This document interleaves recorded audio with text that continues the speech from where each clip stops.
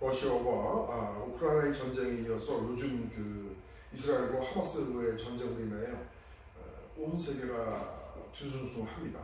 특히 기독교인들은 이러한 사건들이 종말의 시대가 점점 더 가까워져 가고 있다고 하는 증거로 믿고 있습니다.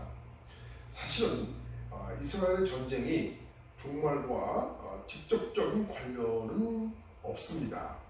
그러나 전체적으로 볼 때 종말의 때가 가까워져 가고 있는 것만은 사실입니다. 기독교인들에게 있어서 종말이란 예수 그리스도의 다시 오심을 의미합니다.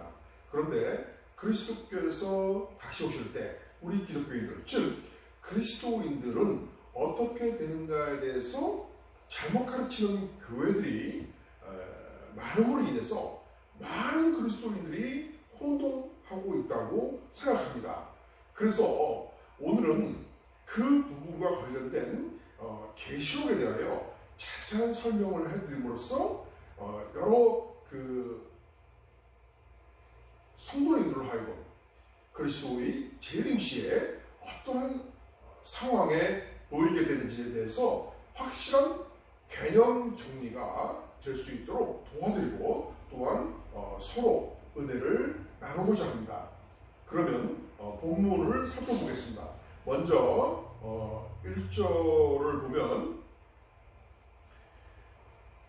요한이 또 내가 보매라고 말합니다.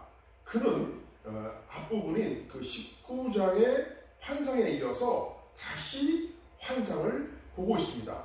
계시록에서 이 언급되는 이러한 그 환상들은 실제 상황을 보여주는 것이 아니라 그것들을 통해 어떤 원리나 진리를 보여주고자 하는 것입니다.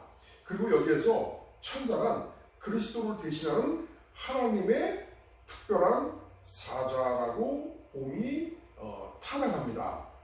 다음은 2절에서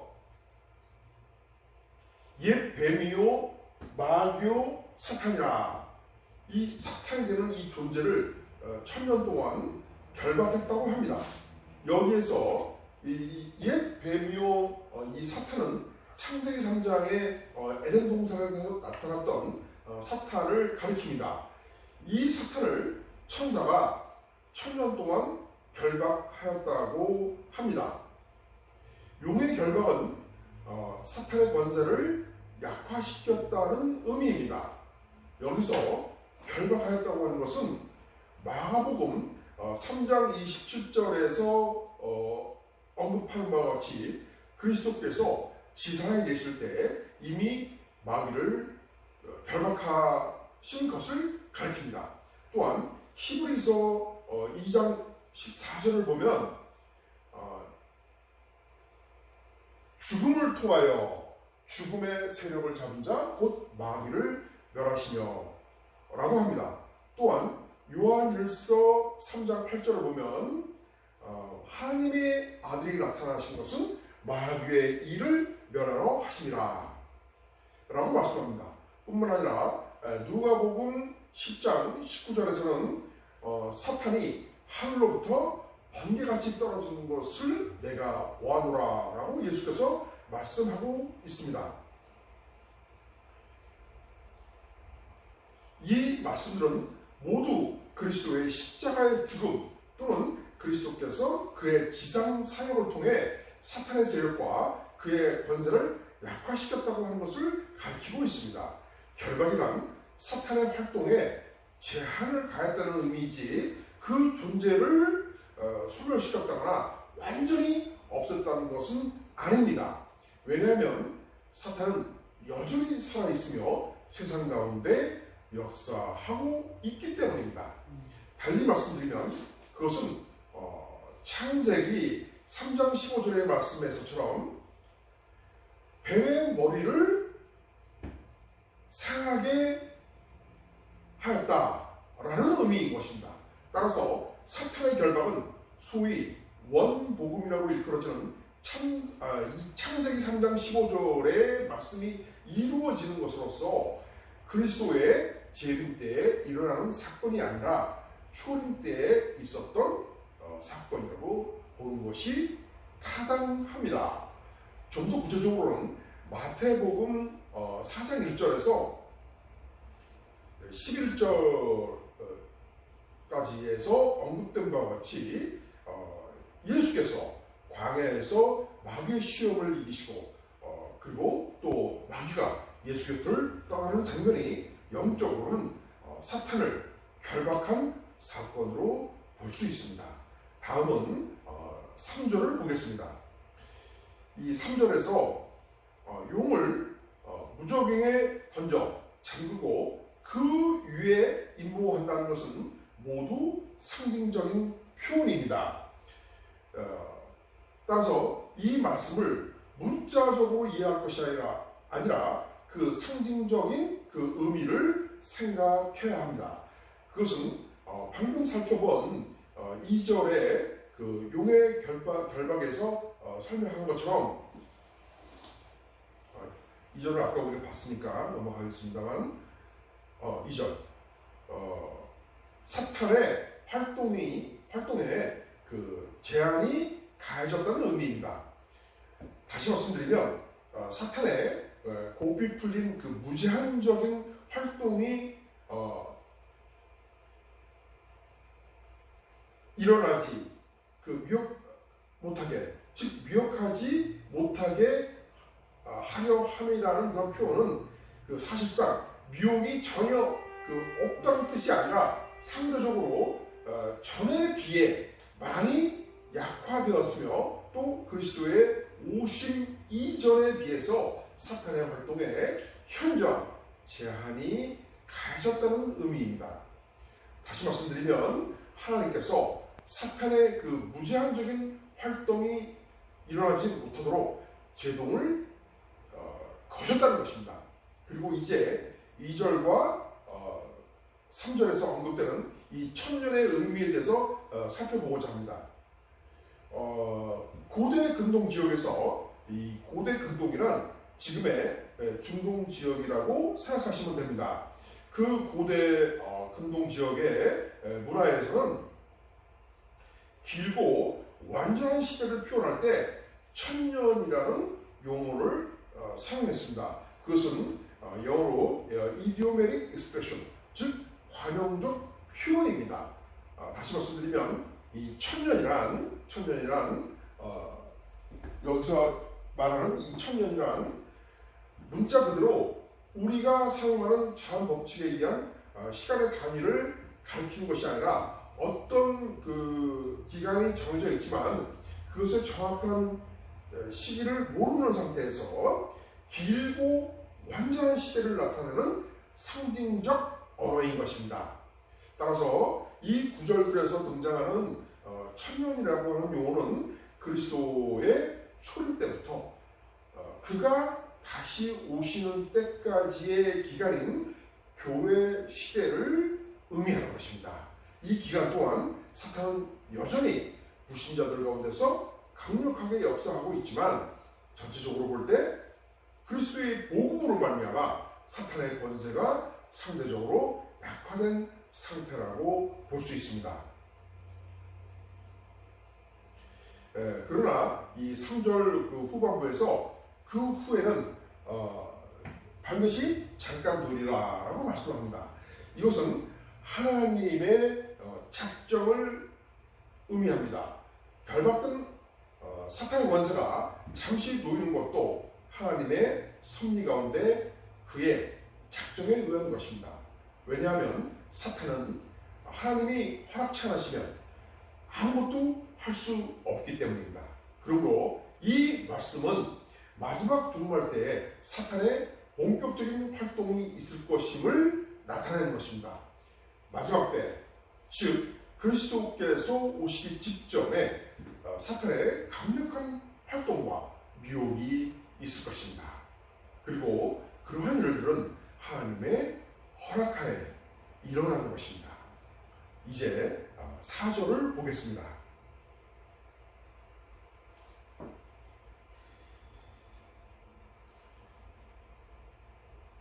또 내가 보자들을 보니 거기에 앉은 자들이 있어 심판하는 권세를 받았더라.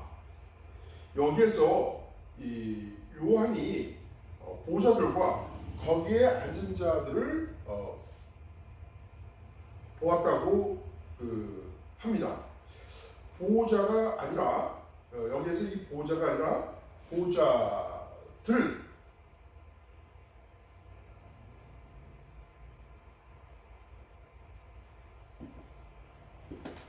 보좌들이라고 되어 있죠. 보좌가 아니라 보좌들을 복수형으로 표현이 되어 있습니다.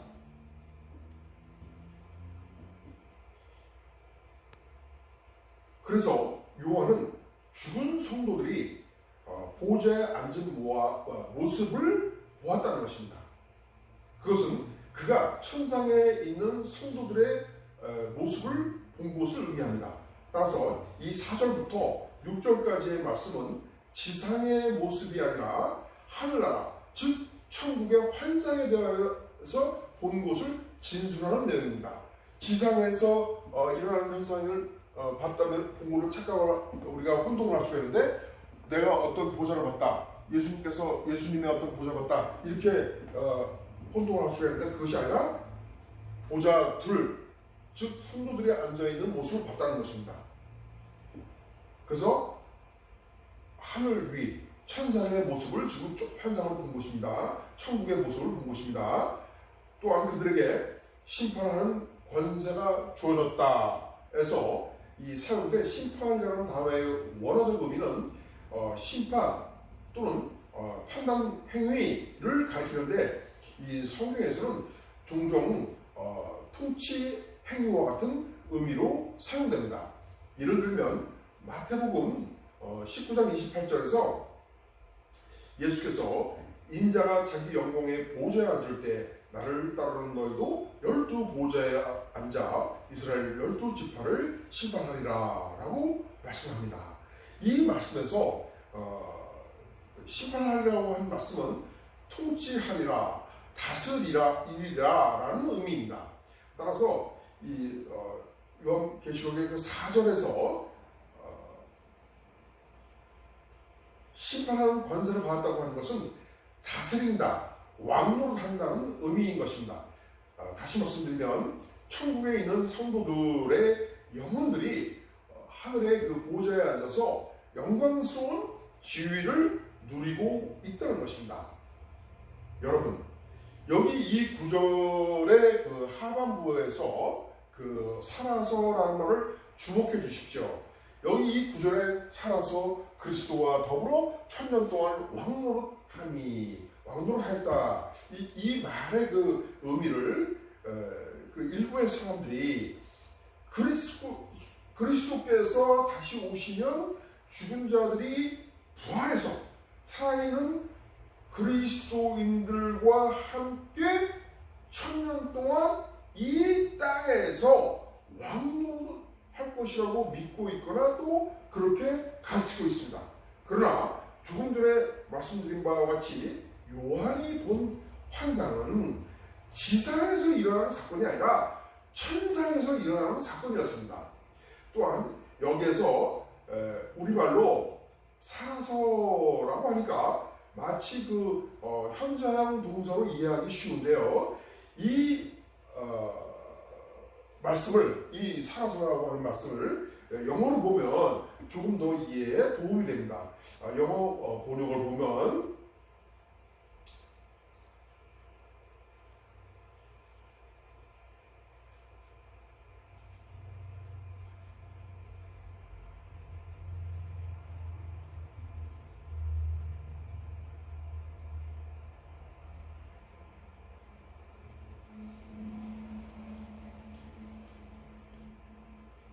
이게 지금 자막이 안 나와 있는데, 오케이.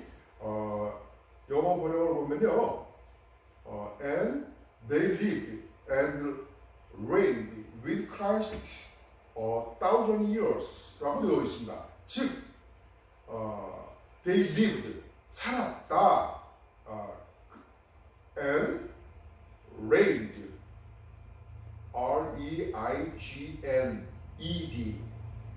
다스렸다, 통치하였다, 이렇게 번역이 되어 있습니다. 과거형으로 살았고 그들이 살았고 그리고 그들이 다스렸다라는 뜻입니다. 근데 여기에서 이 살았다를 그 살아났다로 이해하고 그렇게 그렇게 믿고 있는 사람들이 많다는 것입니다. 즉, 이 살았다라고 하는 그 동사를 살아났다로 이해한다는 것입니다.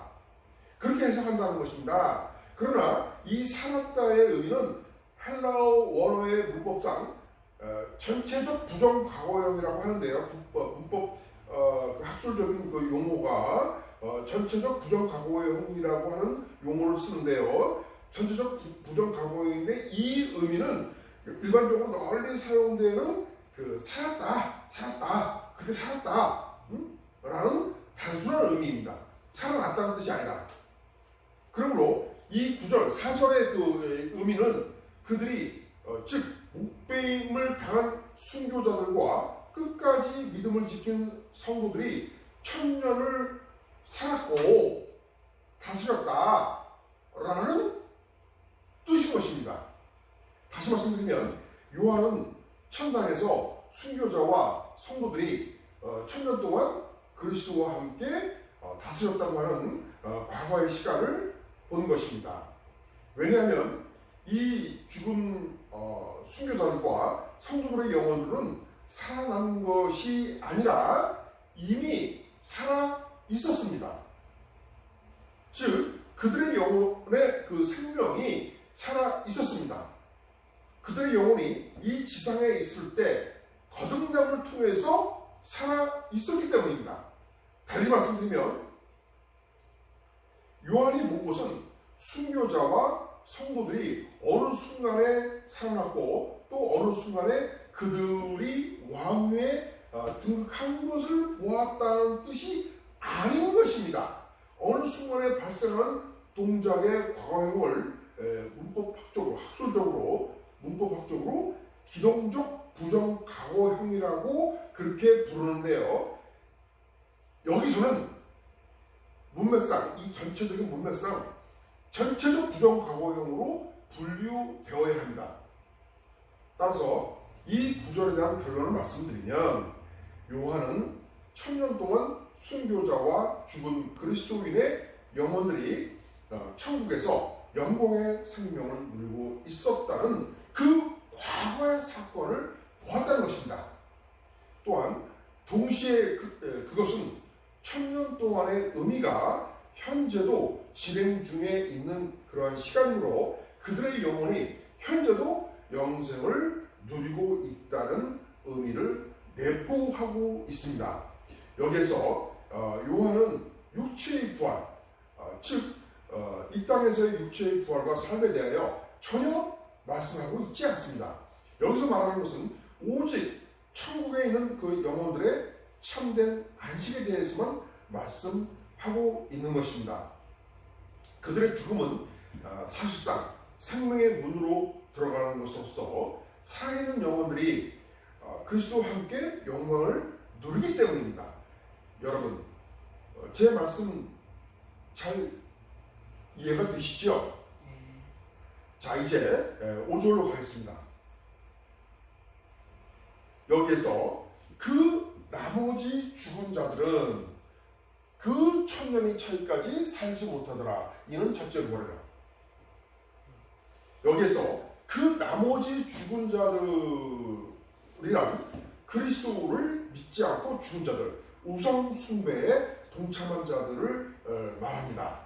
여기서 살지 못했다를 살지 못했다로 이해하는 그런 사람들이 많은데 이 살지 못했다의 그 원어가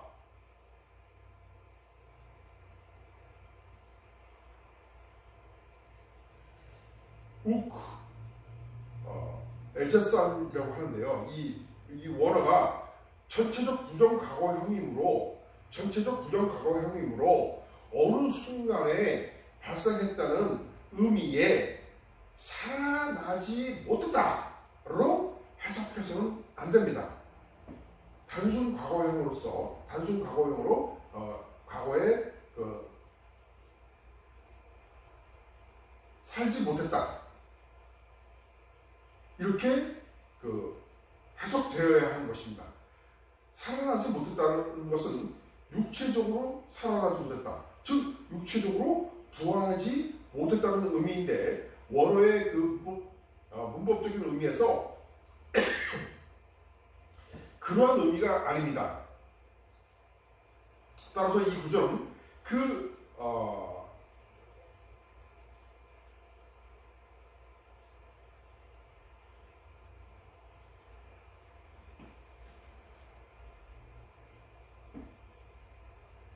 나머지 영혼이 죽은 자들은 그 천년의 차이까지 그들의 영혼을 살지 못했다의 의미가 되는 것입니다. 즉 이들은 육체가 죽었을 때 그들의 영혼은 영원한 생명을 얻지 못하였다. 다시 말하면 그들은 음부에 갇혀서 고통당한다. 그래서 그들의 영혼은 천국에서의 생명을 누리지 못한다는 의미인 것입니다. 또한 여기에서 살지 못하였다를 육체적 부활로 해석하는 사람들은 그 천년의 차이까지 살지 못하였다를 꼭 천년이 차고 난 후에 살아났다로 이해합니다. 그러나 그것은 해석에 중대한 오류를 범하는 것입니다. 그것에 대하여 예를 들어 설명하겠습니다. 어떤 사람이 2010년도부터 일을 하면서 대학 공부를 시작했다고 합시다. 근데 그의 졸업 예상 연도인 2020년이 지났는데도 그가 졸업하지 못했다고 말한다면 그가 2021년도나 또는 그 이후에 그가 대학을 졸업했다는 뜻은 아닙니다. 다시 말하면 그는 아직도 공부를 계속하고 있을 수도 있습니다.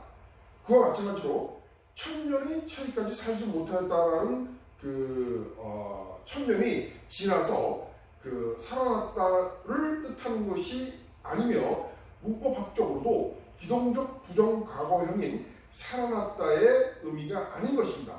그것은 단지 천년 동안 살지 못했다는 의미인 것입니다. 따라서 불신자들의 영혼은 그들의 육체가 죽은 후에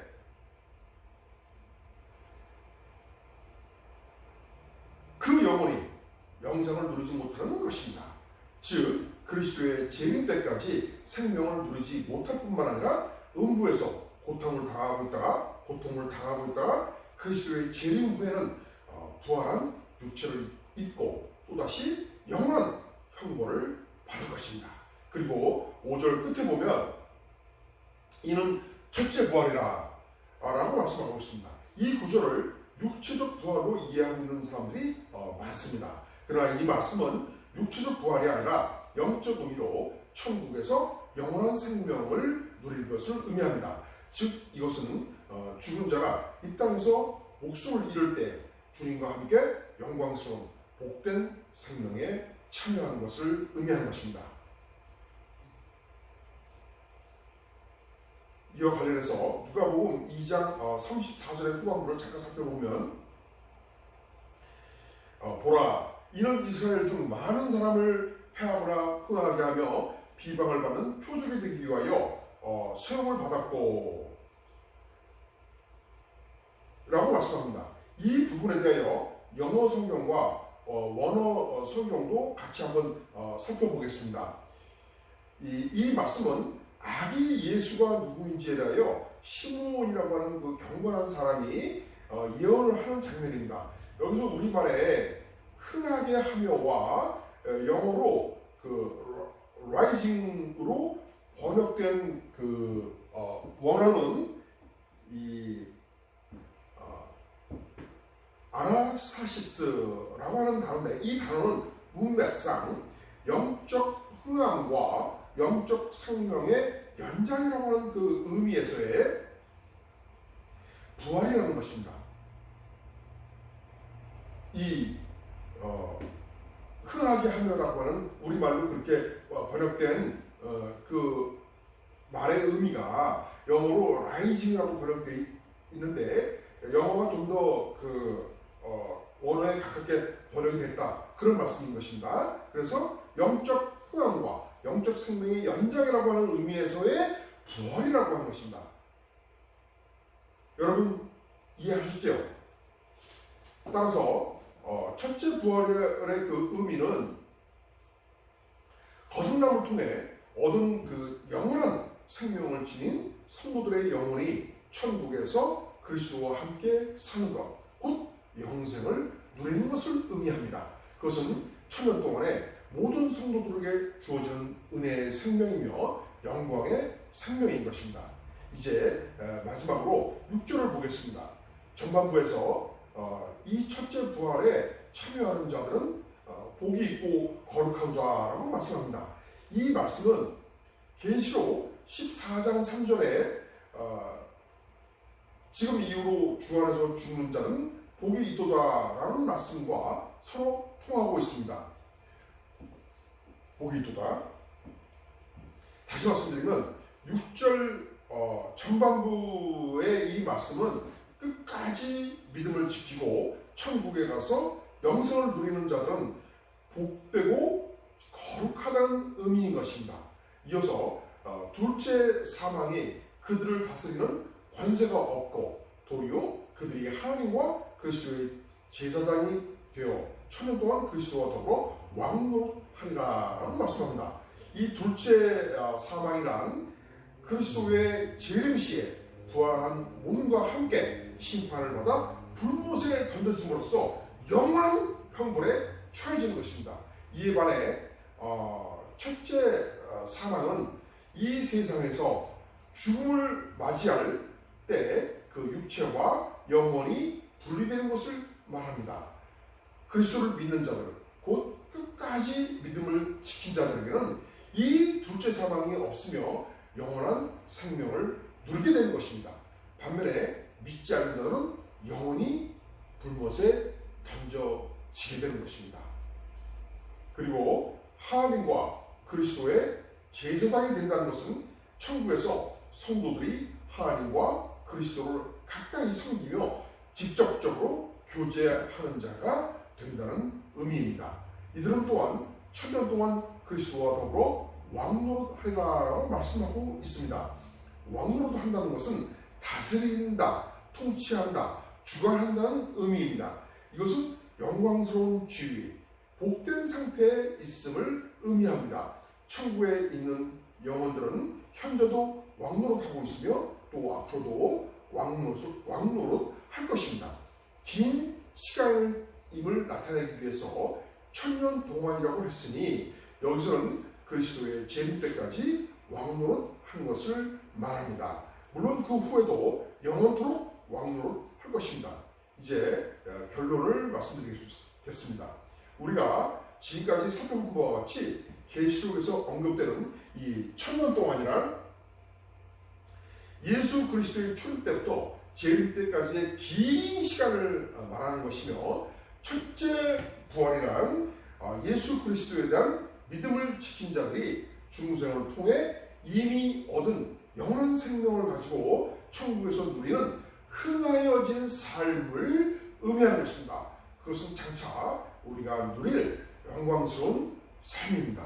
그러므로 현재를 살아가는 우리는 미래에 누리게 될 영적 생명의 부활과 함께 신비스러운 그 육체의 부활에 대한 소망을 가지고 세상의 고난과 죄의 악으로부터 승리하는 참 성도가 되어야 할 줄 믿습니다.